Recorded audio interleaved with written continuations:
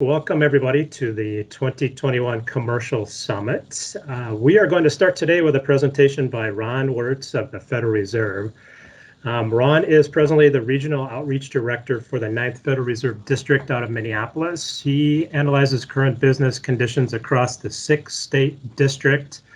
He gives frequent speeches on economic conditions, and he's also a major contributor to the Beige Book, which is produced in conjunction with the Fed Open Market Committee, OMC meetings, where, of course, interest rates and other important monetary decisions are made. Ron has worked at the Fed for more than 22 years. He's been cited and interviewed as a content expert by numerous media outlets, including the Wall Street Journal, the Washington Post, 60 Minutes, and many others. And most importantly, Ron lists among his goals to be happy and productive in work, family, and personal life. I like those. We're really fortunate to have Ron join us today, and I cannot tell you how many back and forths Ron and I have had trying to set up a date for this gathering and figuring out whether to hold it in person or virtually. And Ron has been extremely flexible and easy to work with, which is something for which I am most grateful. So Ron, I'm very excited to have you join us today. Without further ado, I will turn it over to you. Great, thanks, Mark. And it has been great to work with you. I'm almost disappointed to come to you this way this morning. This was actually supposed to be my first in-person speech. I do a fair number of these in the course of a year, and because of COVID, we were asked to not, do large public gatherings and things of that such. So this was supposed to be my first in person, and I was really looking forward to it. But again, given the circumstances, I was also pretty happy when this did turn virtual. So I hope I can keep you entertained this way. I'm going to throw a lot at you today. And I'll keep things moving. At any point that people have questions, throw them in the chat box or even give me a verbal cue. I'm happy to stop at any point. This seems like kind of an informal crowd. I'll keep things moving, but I really would love for there to be discussion as well. So before I get started too far, I have to give you my disclaimer. I call this my bozo slide. So basically, the views expressed here are mine and not necessarily those of the Federal Reserve Bank of Minneapolis or the Federal Reserve System. So if I happen to say something inaccurate or dumb, you blame the clown and not the circus, okay? So what am I going to talk about today? So I want to talk about the current state of the economy, and here I'm going to mostly talk about the U.S. economy. I'm going to talk a lot more about the Minnesota economy. I know there are people online from other states, South Dakota, North Dakota. I'm not sure about Iowa. Generally speaking, I think you're going to see most of the same trends in general in all of those states. South Dakota performing a little bit better than Minnesota right now, so there are definitely differences, but I'm mostly talk about the Minnesota economy. I'm going to talk about both kind of macro measures as well as micro. I'm going to talk about firms and workers. In general, what we are seeing is growth, and we're really still seeing strong overall demand. But the problem is we're seeing lots of challenges meeting that demand. There's really challenge fatigue out there right now. And as a result, especially with Delta, anytime you introduce volatility and uncertainty, there's more caution. And so we're seeing things slow a little bit right now. One of the other things that I love to do whenever I get in front of a business audience is I want to take advantage of your expertise and your insights on the local economy. So I'm actually going to ask you some questions that I can take back with me, so I can tell President Kashkari, hey, I met with a bunch of bankers from across Minnesota and a couple other states. Here's what they're saying about what they're seeing in their banks. So if you don't have your phone ready, please get that. I'm going to get us logged on to some technology that will help me survey all of you. And again, this is going to be fast paced. I will share this PowerPoint with Mark, and he's free to share it with everyone here as well as other people. If any of your clients are interested, happy to share that as well. The idea is I want to bring information to you, and that should be shared. So if everyone has their phone, I'm going to get us all logged on so we can do this survey thing when it comes around. And really, this is your opportunity to tell Neil, give Neil some feedback when he steps into that FOMC meeting. And the beauty is too, as we're doing the survey, you're going to see real-time results show up on screen. So if you have your phone, you're going to send a text to the person that is 22333. Pretend that's your mom, your significant other, a kid. Okay. So after you've done that, you're going to text the word Minneapolis. If it happens to capitalize, that's just fine. Once you type that word in, hit send, and you're going to get a pop-up box in return. Basically says you've logged into this software that will allow you to respond to the survey. And if somebody could give me a little verbal or visual cue that you're getting that pop-up box, then I know things are working. Yep. All right, great. Awesome. Also, stay in text mode for the survey. That's where we're going to do all of our work here. And do not hit that little hypertext link that comes in the pop-up box. Some people want to go online thinking that's involved. Just stay in text mode and we're good to go. All right, so let's get into the data. So first I want to kind of give you the big picture. And I think, this audience is probably a lot more familiar with some of this stuff than maybe some of my other business audiences. But let's go through some of the major steps. So real gross domestic product. I think we're familiar with a really big drop in Q2 of last year and the really big rebound. And since then, we've had growth, and actually fairly strong growth in some cases. But the most recent, what I would point you to, is that we're back to above from an output standpoint. We're back to pre-pandemic levels from an output standpoint. But the most recent measure for the U.S. just came out, and it showed only a 2% growth in Q3. I think based on some of the other things I'm going to show you, I think the state Q3 figures, which aren't available right now, I'm going to be very surprised if they don't come in somewhere in that same neighborhood. In terms of employment, this is the one that I think we're going to talk a lot about, we're going to talk around a lot of employment issues today.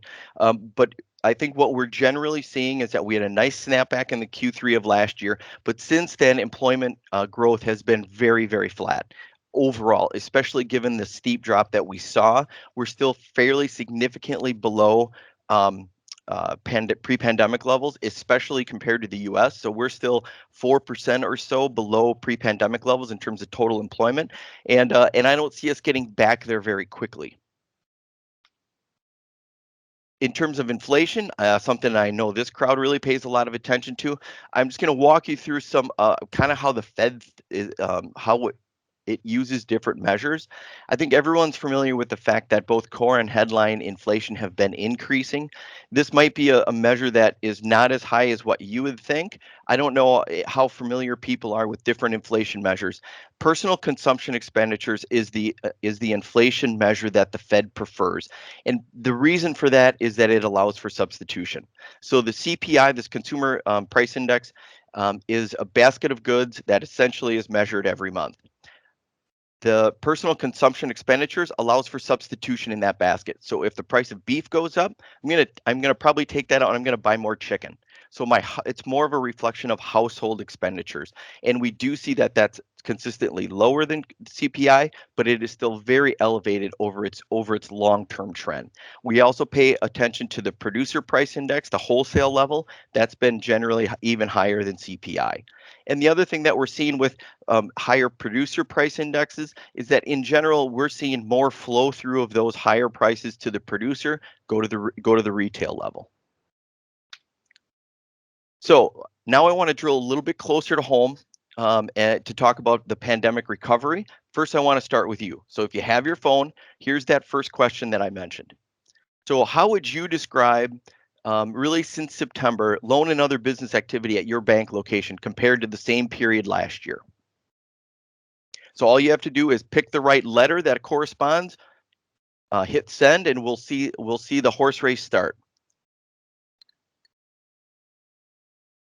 And I should mention, this is actually a really good time for me to take questions. If anything pops up, I think I have 4 other slides like this. So if you happen to have a question, put it in the chat box. Mark's going to pay attention to that, and he can volley that question forward to me. Ron, I did have one question. Maybe Sure. you could, maybe you'll address this later on. But first couple of slides, you talked about employment and GDP. You showed Minnesota trailing the U.S. and even Wisconsin in terms of employment. What do you think is impacting that?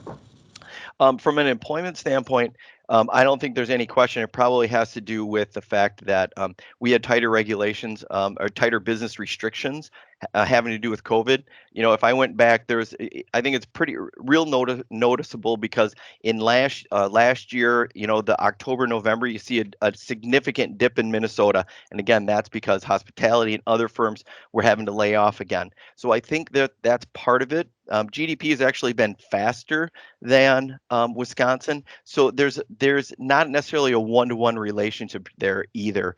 But I think in terms of COVID definitely plays a role, and the business restrictions around it. So here, back to the survey, I think the good news here is that overall, definitely higher. I would say there is less strong growth than I've seen in some of my other business meetings. But again, that might be a circumstance of where we are right now with maybe some slowing going on. But again, this is net positive by a good measure. Hey, Ron, So there's one yeah, quick question in the please. chat.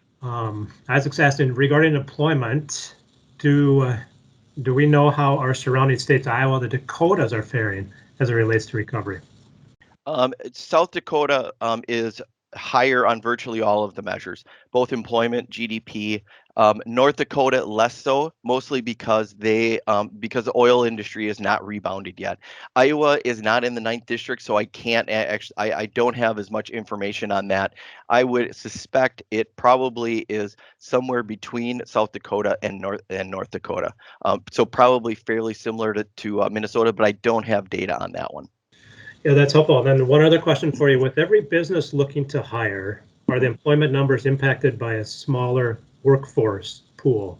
Yeah, I definitely will be addressing some of that. So I'm going to leave that, and if I haven't answered it well enough, then come back to me on that one.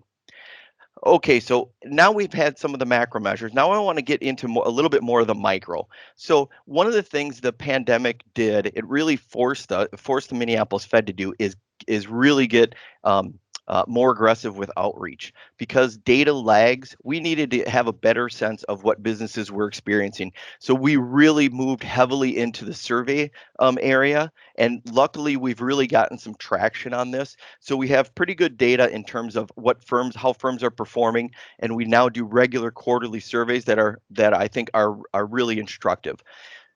So we're doing that. We've done a couple.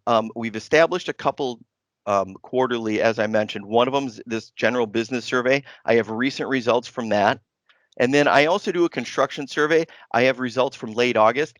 That, to me, especially given the timing, I'm not going to offer a lot of results on that, only because of the timing. And I happen to have this survey going out in the field in November. So I would hate to give you too much response from that one, knowing that I'm going to get better information here in a couple of weeks. But first, so the general business survey, and again, this is a survey that goes out from Western Wisconsin and the UP all the way over to Montana. Most of the responses are from Minnesota, and the Twin Cities is the largest share, but I do get responses from across that area.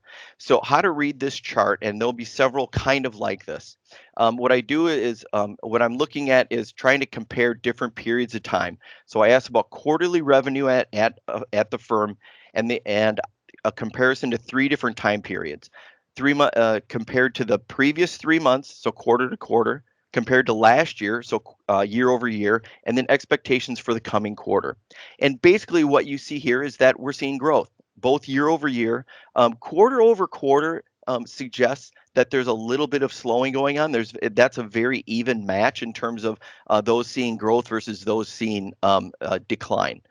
And what I would say is the outlook in general, though, is a little bit more upbeat. One of the things the survey has really demonstrated to us is that size has mattered a lot during the pandemic. So we ask firms to essentially give us their full-time equivalent staff. So we have a little bit of idea of if different firms are performing at different levels. And the answer is yes. I would say less so than early in the pandemic. This was a much clearer delineation, especially in growth as well as those experiencing decline. Generally, those size matters. Large firms, especially right now, are seeing less downside than smaller firms are. This has been a very persistent finding throughout our surveys. By sector, if we were to go back to the July and the April, we were seeing this even out much more. Again, because we were starting to get We were starting to get COVID under control a little bit. We had the vaccine going out. I think we started to see people get out a little bit more, and we were seeing a lot more balance. This last one, I think we're starting to see a little bit more evidence of Delta, frankly. Now, construction is a little bit of a unique circumstance. I'll talk just a little bit about that. I think they are seeing other pressures, particularly related to pricing and to supply chains. So I think there's more going on there, but I think COVID also influences there in terms of workforce and frankly with supply chains being the way they are right now. But in otherwise, we are seeing more pressure on accommodation, food and drink, as well as retail. And I think there's at least some signal that that has to do with Delta. We ask firms also to tell us what their biggest challenge is right now, aside from demand. Demand always being number one, but aside from that, what's the biggest operational challenges? And there really is a big three that have come out. We're talking about labor availability, and I'll talk more about all of these, supply chain disruptions, and price increases. Those have stood out really for the last 2 or 3 surveys. So what's up with the supply chain? I don't have a lot to say here because it's a complicated matter. There's really not one story about about the supply chain, because the supply chain is really many smaller supply chains, and all of them have varying degrees of overlap and connectedness. But generally, what we're seeing is that there's persistently strong demand for goods. So there's a lot of low inventories. That's actually a good story. There's demand, so that's a good thing. Producers on their end are both trying to meet new demand as well as restock inventory. But they're having problems not only sourcing some materials because there's this strong demand, but there's also a lot of labor constraints. And that existed before the pandemic, and it's been compounded since. So that makes that whole process of production, loading, and delivery more complicated, because you have choke points kind of all over the place, not only if you're a domestic producer, but especially if you're a global producer. So it just makes everything more complicated. And kind of what it's showing to us is, before the pandemic, we had this really hyper efficient global supply chain. Well, it turns out that when you throw a lot of monkey wrenches into it, even if they're small ones, many of them, it's really proven that the system is pretty vulnerable in that case, because there's no latent capacity to tap. There's no redundancy in the supply chain. So getting back to that hyper efficient supply chain we're going to have to correct a lot of the underlying monkey wrenches that keep getting thrown in it. Prices being higher, again, I think everyone here is familiar, but what our businesses are telling us, the top one is the non-labor input prices. Okay, so we're seeing material costs increase, but we're also seeing a lot of flow through in terms of their increased higher costs. Those are getting passed down increasingly at a higher rate to the final customer, the retail customer. Another additional challenge that's not on kind of that list of challenges that I mentioned is that wages are going up. So roughly half of all firms right now said they gave raises of 3% or more on an annual basis. The one quirk of that, though, so that's half of firms. More workers are actually getting a larger wage increase, because wage growth has been stronger among larger firms. Larger firms have a larger share of the total employment pie. So that means if large firms are giving stronger wage growth, that means more workers are as well. That happens to be a problem for smaller firms. That's one of the things we're hearing about, is many smaller firms maybe don't have the capacity to raise wages as high. And I think there's really a lot of tension there. We are seeing, though, wage hikes generally stronger in those areas that are seeing the greatest shortage of labor: construction, hospitality, manufacturing, healthcare. Everyone's experiencing labor problems. I think it's strongest in those sectors, and that's where we're seeing the strongest wage growth. So I mentioned the construction survey. I do want to mention 2 things on here that we're really paying attention to. It looks like 3. So generally speaking, again, this is from late August. So what we're generally seeing is that there is still net positive revenue trends among most construction firms. What we saw in our most recent one compared to earlier in the year is that the housing sector was far and away the leading subsector in this industry in comparison to commercial, industrial, infrastructure, but that one has fallen back a little bit to the pack. part of the reason is that we're starting to see a lot more project delays. We've seen this really throughout, but they seem to be getting a little bit more persistent and widespread. We're also starting to see a little bit higher project cancellations, or at least a little bit of a turn in terms of the share that are seeing them increase versus the share that are seeing them decrease. So we're starting to see just a little imbalance there.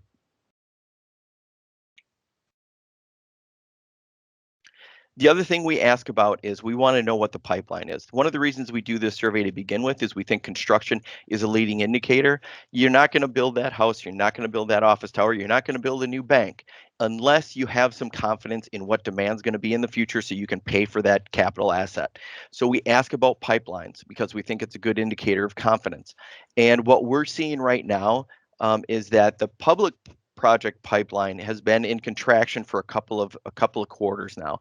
The private one was more positive in the earlier survey in May. I'm really interested to see when we put this out again in a week, whether or not we're seeing any bounce back or if we're seeing a continuation or even a worsening of these trends. But pipeline we pay a lot of attention to. A quick question for you, Ron, please. before you jump into labor. Yep. So with regard to supply chain, do you foresee any change of philosophy regarding supply chain? So, i.e., will firms and industries begin to carry larger inventories to guard against future supply interruptions? I think the answer is both yes and no. I think that's a natural reaction, but the problem with doing that is then you're committing an awful lot more asset to simply having to essentially avoid an emergency situation later. So I think some will. I think actually in some respects, I don't want to say this is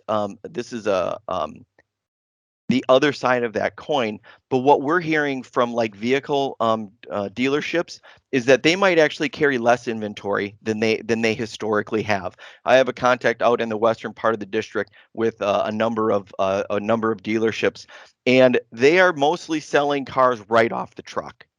And so because they're not having to offer incentives, because it's kind of an on-demand system, their profit margins have been fantastic. And they're starting to rethink whether or not they're just going to refill lots, because right now things are going to change. And I think businesses are going to have to figure out how important that lean supply chain is to their long-term profitability. And I think we're going to see businesses take a lot of different strategies going forward. And I think one question I get fairly often is, do we expect a significant reshoring? I think potentially, especially those where cost factors were already maybe fairly small in terms of international versus domestic, especially higher quality or higher value kinds of products might see significantly more, but I would be surprised if we see significant reshoring of production on cheap goods, I guess, basically. Okay, so let's get into this labor issue. First, I would really like to hear what you all see. So the thing I love about bankers is you have to know what's going on in your community. So I'm curious about what you see in your communities regarding hiring.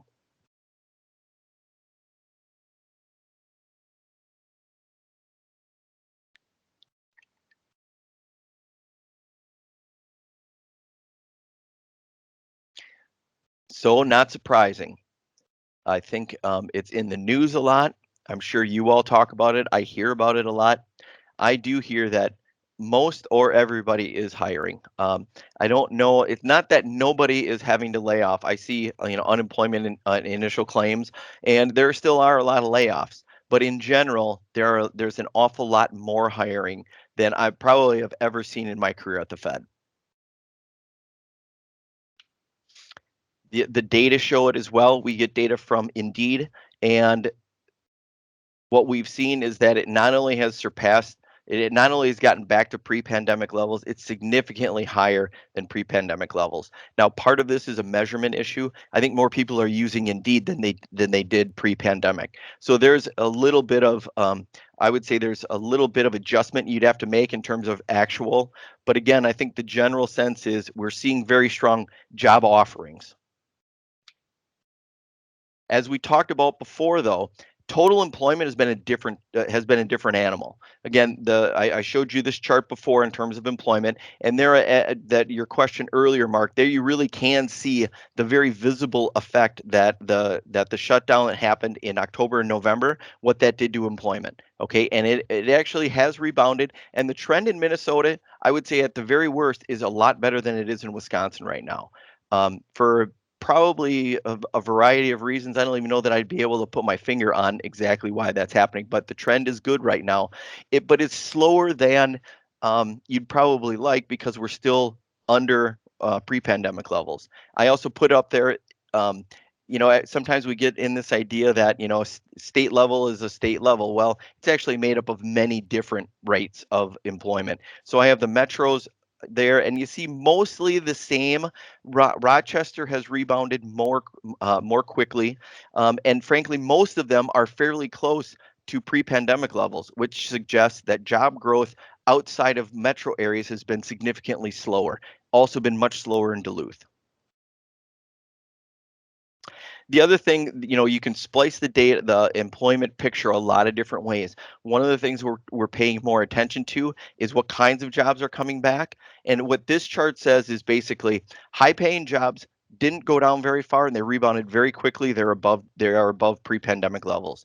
Middle wage jobs went down a little bit more, but they are back to pre-pandemic levels. And where you're seeing virtually all of the net job loss or the lack of job rebound is in low paying jobs. In terms of unemployment, this chart's maybe a little bit complicated, but I just wanted to, kind of start talking a little bit more about labor slack. So the U3 rate is our official. That's what you read in the news when you hear that, unemployment went down to 3.9. Actually, right now I think 4.9. 3.9 at the state. That's the level. That's the U3 rate. So that's the red and the dark. That's Minnesota on the very bottom. So our unemployment rate has always been better than the U.S. Still is. You still see that gap.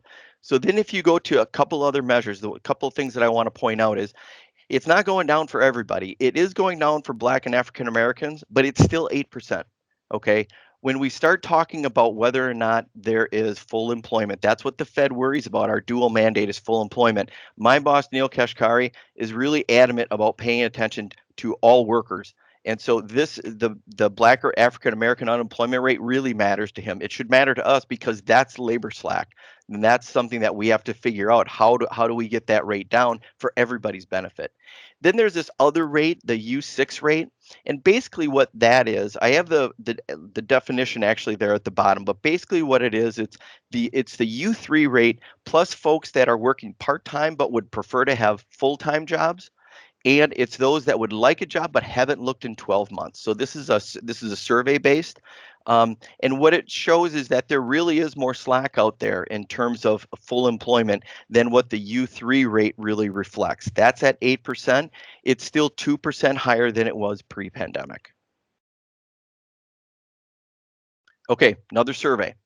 So we've talked about about hiring demand. Now, I'm curious about about labor availability. How would you describe your firm's ability to find labor if you're hiring?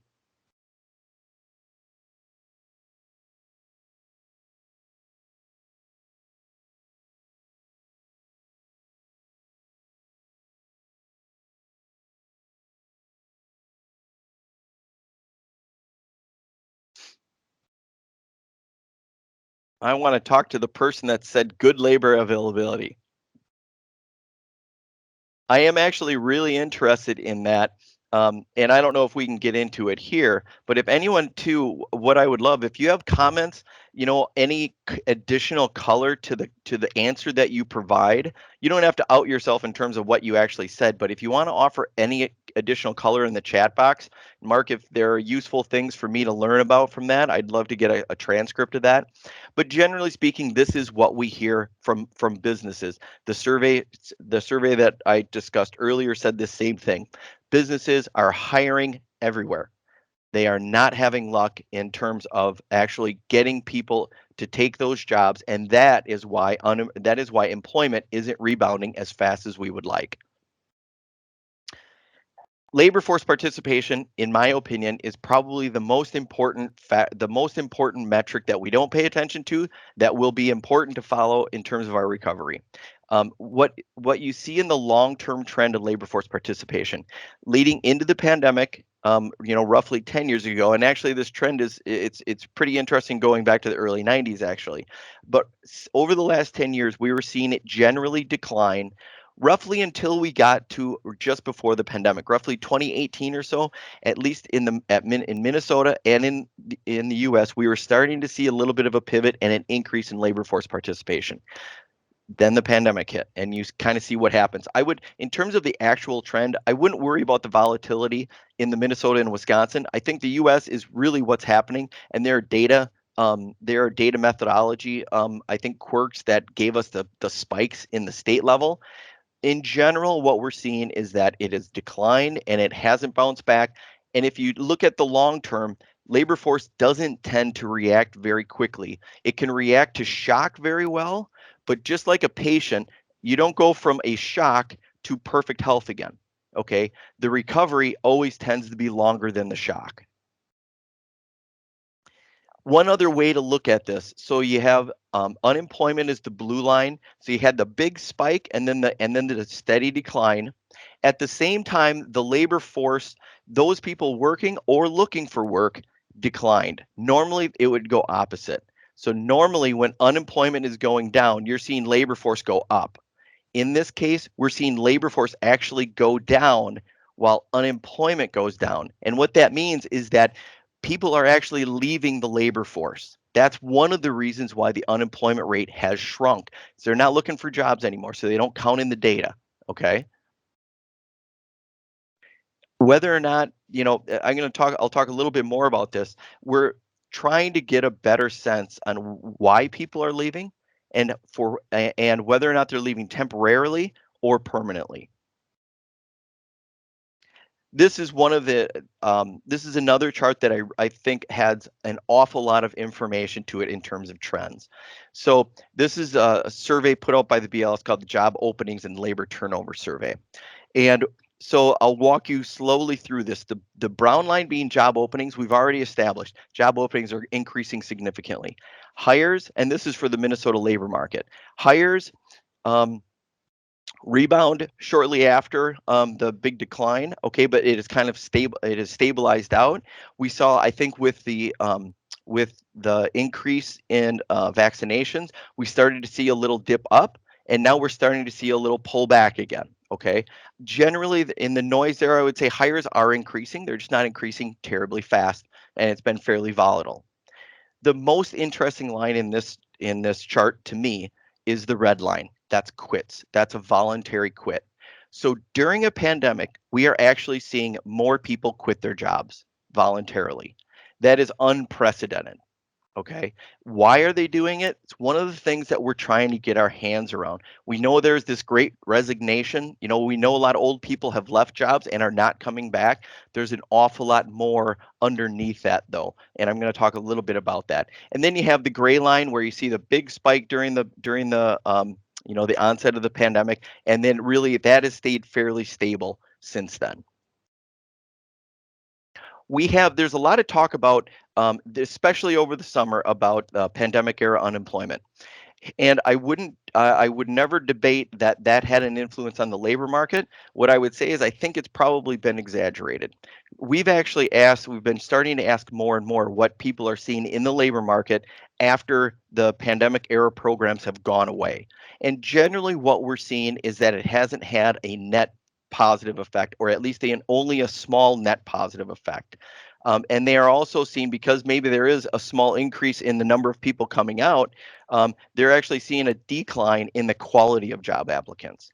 So where I think people were really hoping that there'd be this surge of labor after those programs were ended, what we're seeing more of, I think, is maybe a small increase, but it's not enough to move the needle in any meaningful sense, at least yet.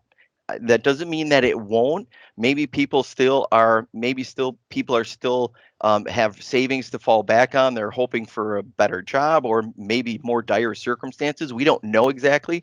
So this might change, We hope it does, but right now we're not seeing the ending of those programs as a specific starter gun to a significantly higher labor force. So what else might be happening? So there's lots of factors going on in terms of what's influencing the economy right now. Here's one piece of, I would say, very good news in terms of the economy. Less good news if you are a business competing for labor. Basically, the pandemic has really led to a spurt of entrepreneurship, and that competes for labor on two levels. For one, you have people quitting their jobs, which we saw in the data, and they are starting their own firms. Now, maybe it's only a side gig. Maybe they've become, maybe they're in a construction firm and they're doing something on the side, and they've created an LLC around that. We don't know it. We don't have great data on what exactly they're doing, but we're seeing a very clear increase in the number of new business filings from two different sources. One is the state source, the chart on the right, chart on the left is from Minnesota data from Secretary of State office, and the one on the right is census data. Both say the same thing. Way more new business filings than we've seen, and the biggest increase in a short period that we've ever read that has ever been seen in the data. So I'm curious, what do you think? So we are trying to get our hands around why workers are not taking available jobs. So get your phone, and this is one word cloud that I'm gonna ask you to do. So in 1 to 3 words, what's the biggest factor keeping workers from available jobs? I believe you can actually offer multiple answers. So after you put in one, I think you can put in the other. You put hyphens in if it's more than one word, and then we'll see responses kind of uh, aggregate here, and the same responses will pull out more visually.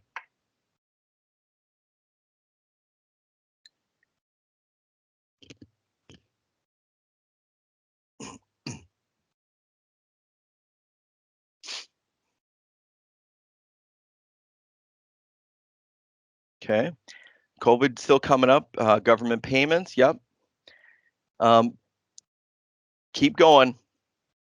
Keep going.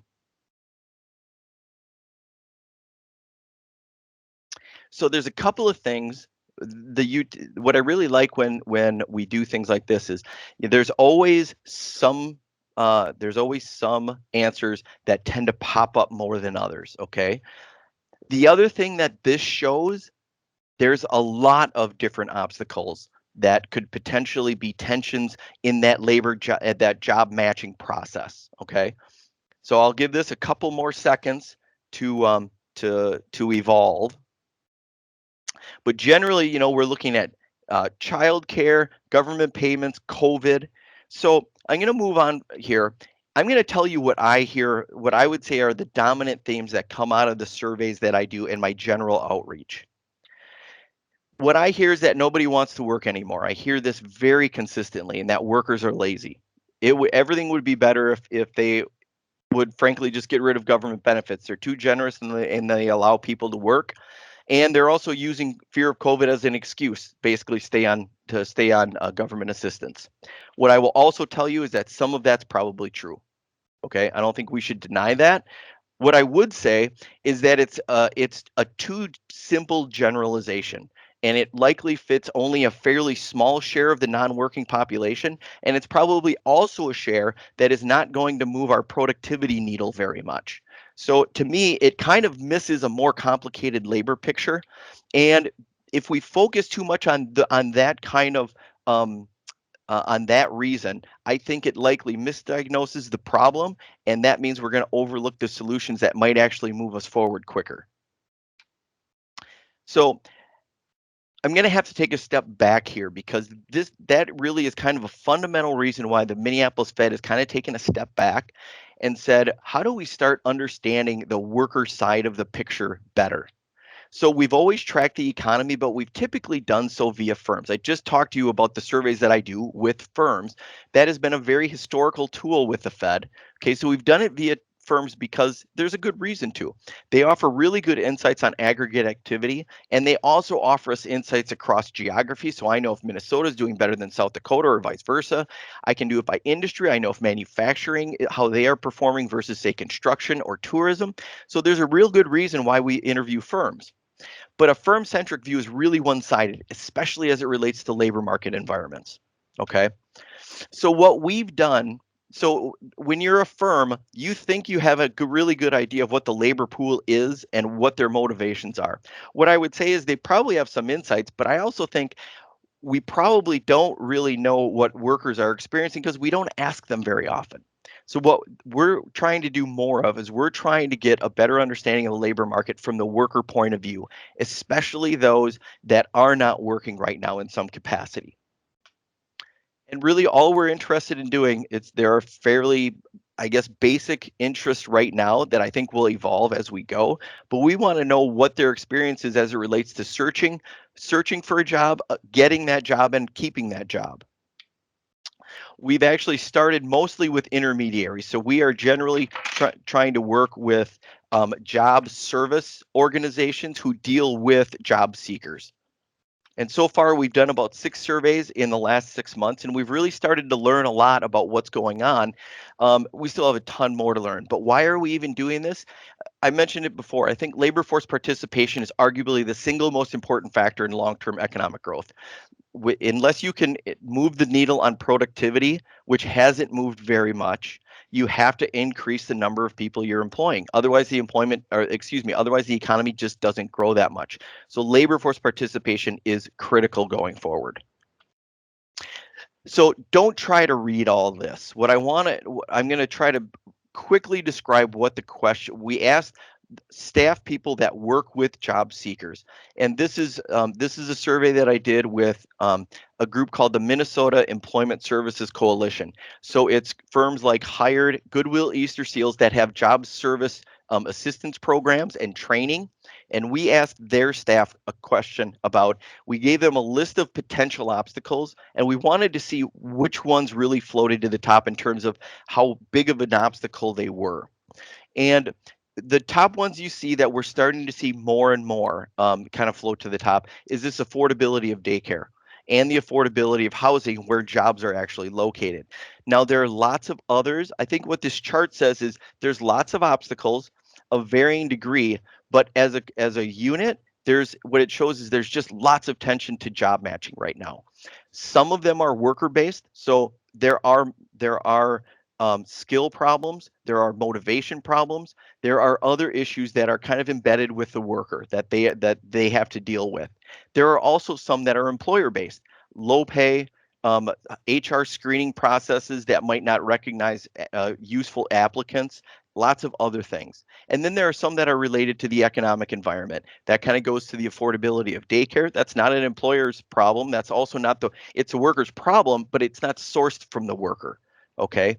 And there are other, government policies that also influence our position in terms of COVID and business restrictions. So there are lots of tensions in that job matching process.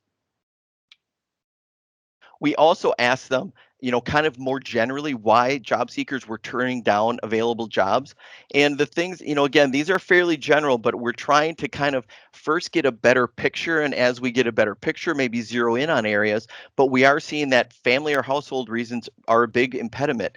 Now, it could be lots of reasons. Maybe you have kids at home that are that especially during the pandemic there had to be a parent home in order for at-home school to work.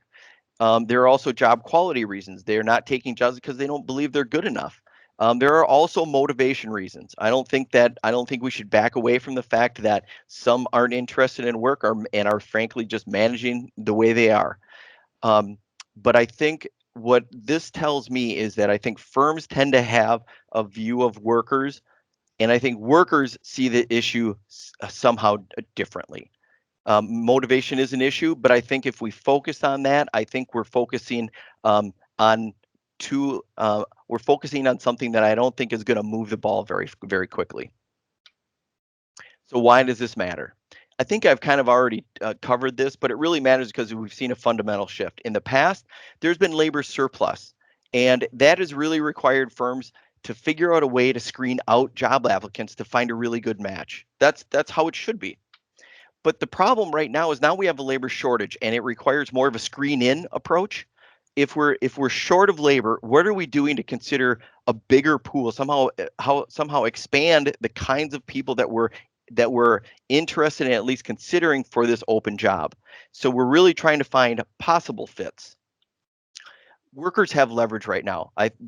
Full stop. Workers have leverage right now, and I think we have to treat the obstacles. I think we might have a tendency to kind of poo-poo some of the obstacles that workers face. I get that. In a labor surplus environment, employers get to ignore lots of things as it relates to workers because they're going to compete harder for available jobs. When jobs are really available, you have to start looking at some of these obstacles from more of a problem-solving stance, in my opinion. And the way I kind of look at it is, if you had a supply chain problem, if you're a manufacturer, you wouldn't just sit there and kind of kind of shrug your shoulders and say, well, we'll just have to live with this. Okay. I think labor has to be kind of the same thing. And let me be clear, I think this is definitely happening, especially among firms that are having less difficulty finding labor. And I would only ask, is it happening fast enough? I think we're used to thinking about change as to our old self. And I think what we have to do is make sure we're comparing ourselves to market leaders is probably the way to think about it. So, economic outlook, and I'm going to be finishing up here in a few minutes. So I need your opinion. So hopefully I haven't influenced your opinion before you came in here. I'm curious what your overall outlook is at your branch and among your bank clients over the coming 6 months. And here is where I would love any insights on your outlook in the chat box. If there's something influencing it, regardless, any additional insights you want to offer in the chat box, I would like to see after this. And if there are any questions too, now would be a great time to tackle one.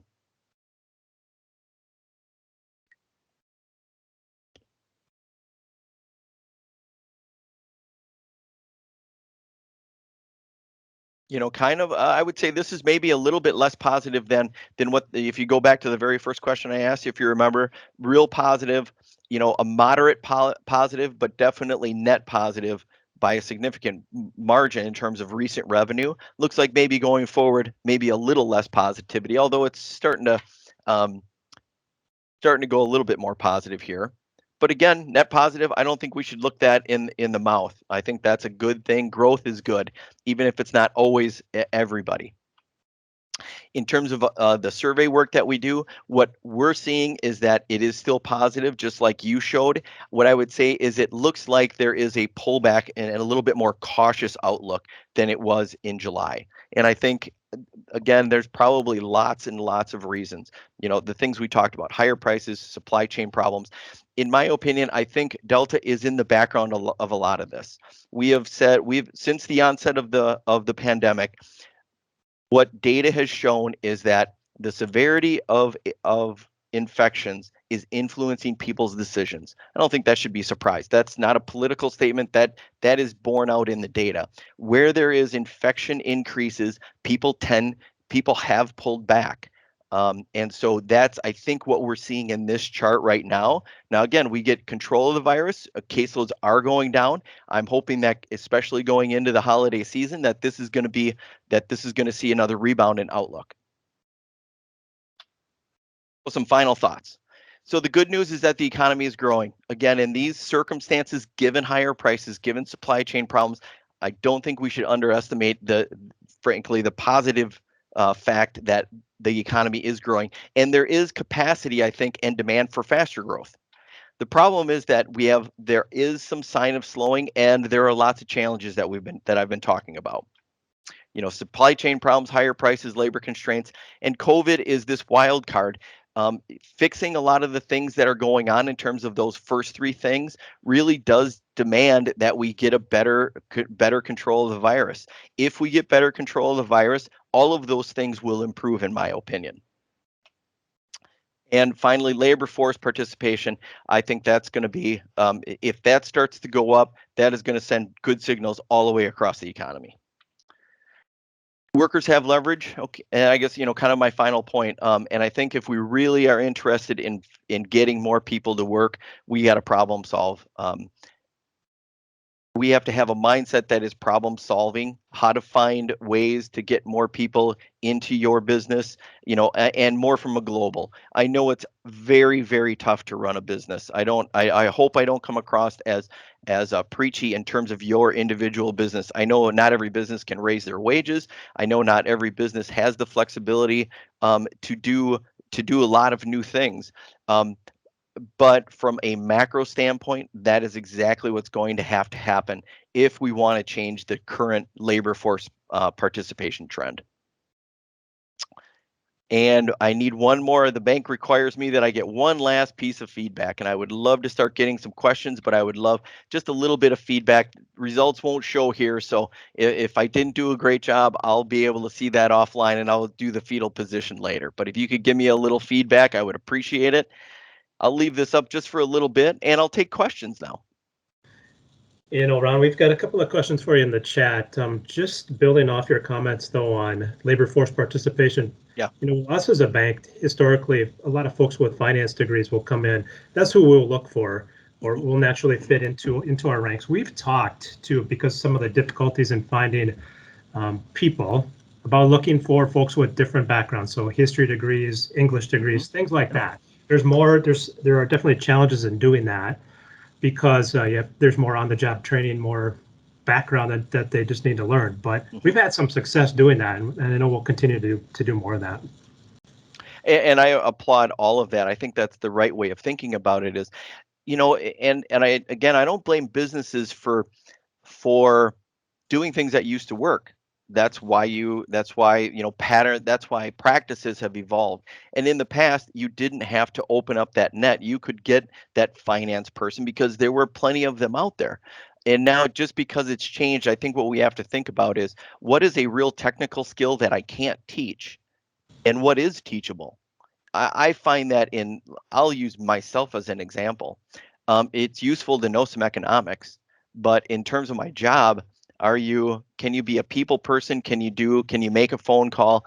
I would say I don't have a skill base that is that special that if I left the bank, they couldn't find my replacement, and it wouldn't necessarily be an economist.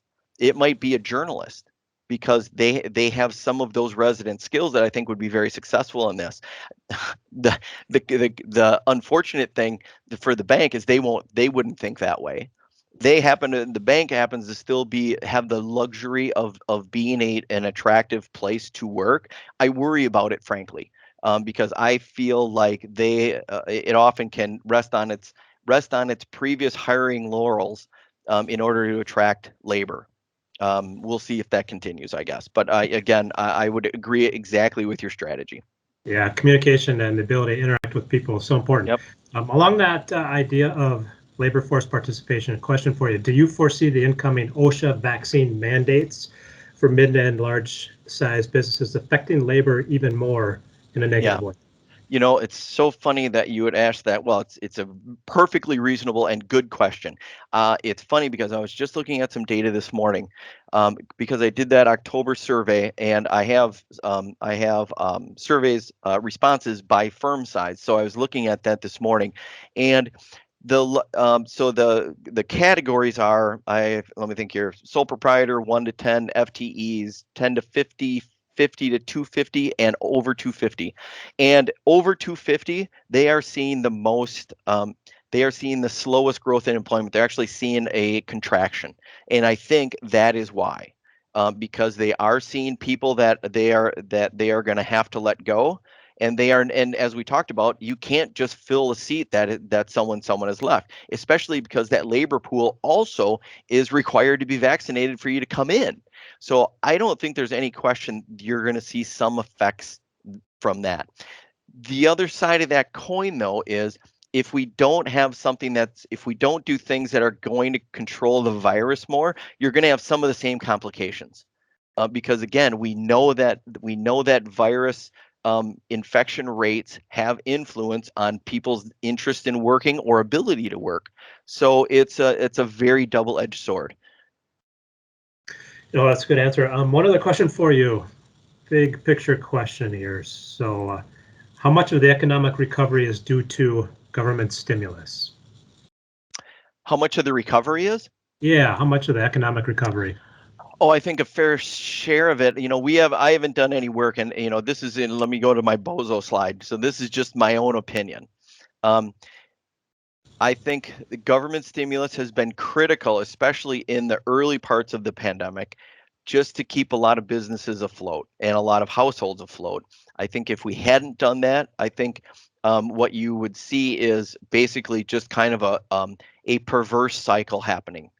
And I think we've managed to. I think the stimulus was successful in not having had that happen. Subsequent ones, I think we could have a useful debate that there was some good things that probably came out and some perverse things that came out as well. I think what I'm seeing in the latest GDP figures is evidence that lack of stimulus is having an effect. We had a slow Q3. We're the farthest away from any stimulus package. And that to me, like that Q2 number, kind of feels like a real number, actually. And for that, just from that standpoint, I guess I would say, anytime you flood an economy with more money, you should frankly see what we saw: fast growth, because people were flush, households were flush with money. And so and I think in a lot of ways it did a lot of good because it kept demand higher, and that's a good thing. Now it's the question is what are we going to do now that the sugar rush is off? And that's a more complicated question. For sure. And I think we as bankers would say we're grateful for that because our asset quality has remained remarkably strong. We did not know Right. what to expect going into the pandemic, and it's we've not experienced the downward trend that might have happened. So Right. we're happy about that. One other question for you on inflation: do you foresee inflation as a short-term phenomenon or a longer-term issue? Yeah. This is a frankly a $64,000 question in the Fed right now. If you were to go back to May, and I think we were really communicating that Chair Powell was really communicating a transitory position on inflation.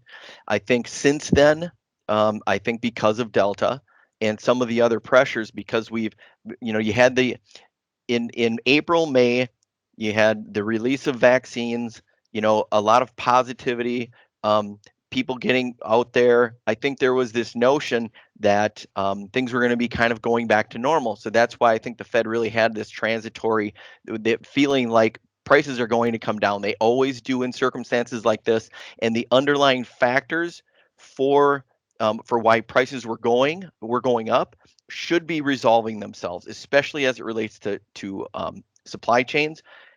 As more people get vaccinated, they're going to feel better about going back to work. They're going to be out in the economy a little bit more. And then you have Delta, and you basically had kind of the rug, maybe not the rug pulled out. It's clearly not as bad as it was the first time around, but it again, it didn't allow supply chains to fix. And as I mentioned before, you already had a low inventory problem, and we haven't been able to see the speed of repair like I think we were expecting in April and May. So what we've seen is this kind of elongation of those problems, and I think Chair Powell has been pretty clear about that our stance kind of has changed to more of an intermediate view. Like prices are going to stay elevated longer than we thought, earlier. How long? That's way above my pay grade. And then one more related to that: what's your forecast for interest rates? You'd have to shoot me after I told you that. Yeah, unfortunately, the Fed's pretty tight. Let's just say they ask me not to project on things like that because there are, especially the media pays a lot of attention to what people say. So, I mean, I think the Fed forecasts are out there. I think, we are, I think, starting to really consider some of the tapering effects.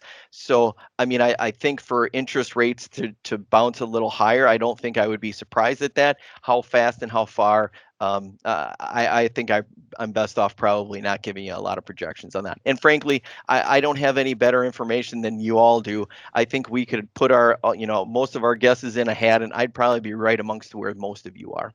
I think you kind of see some of the same uh, pressures that I do. Um, And so I think we probably would view things fairly similarly. Sure. Yeah, we appreciate that. We're coming up on an hour here. Do you have any last words, parting words for us? First, it's a tough environment. I'm glad to hear that for the most part the bank is doing well and that your branches are doing well.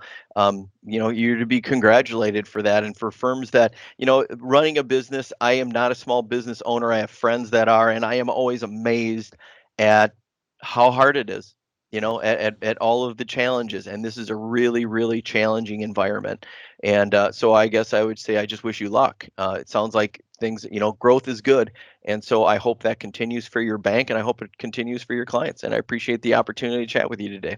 Well, thank you so much. We appreciate all your insights. It's been very informative. We've learned a lot. We really appreciate you taking some time out of your day to come and join us today. Appreciate it. Thanks, Mark, and thanks to everyone. Have a great day.